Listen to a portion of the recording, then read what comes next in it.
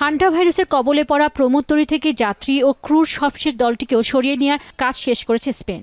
টেনুরিফের গ্রেনাদিলা বন্দরে সোমবার সবশেষ ২৮ জনের একটি দলকে জাহাজ থেকে সরিয়ে নেওয়া হয়। তাদেরকে আকাশযোগে নেদারল্যান্ডসে পাঠানো হবে। এরই মধ্যে জাহাজের বেশ কয়েকজন যাত্রী ও ক্রুর বিমানে করে নেদারল্যান্ডস পৌঁছেছেন।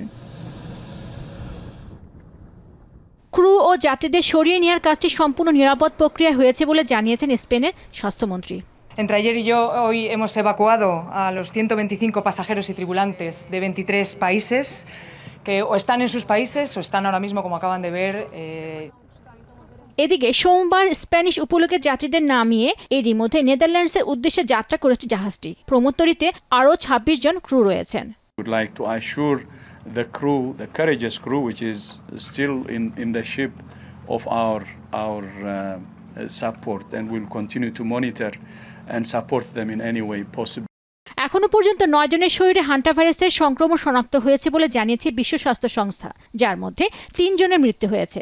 তবে জাহাজ থেকে যাদের উদ্ধার করা হয়েছে তাদের মধ্যে আরও সংক্রমণ শনাক্ত হতে পারে বলে সতর্ক করেছে বিশ্ব স্বাস্থ্য সংস্থা। জানিয়েছে আক্রান্ত হওয়ার ৪০ থেকে ৪৫ দিনের মধ্যেও এই ভাইরাসের উপসর্গ দেখা দিতে পারে। সংক্রমণ ঠেকাতে জাহাজ থেকে নামা ব্যক্তিদের আইসোলেশনে রাখার পরামর্শ সংস্থাটির।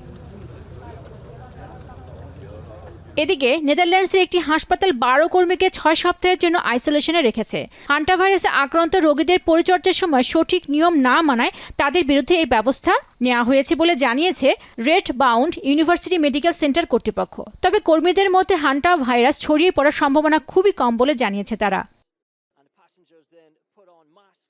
হান্টা ভাইরাস সংক্রমণের সুনির্দিষ্ট কোনো চিকিৎসা পদ্ধতি না থাকলেও সাধারণত রোগীর বিশ্রামের ওপর জোর দিয়েছে বিশেষজ্ঞরা। তবে এ নিয়ে আতঙ্কিত না হতে পরামর্শ দিয়েছেন তারা।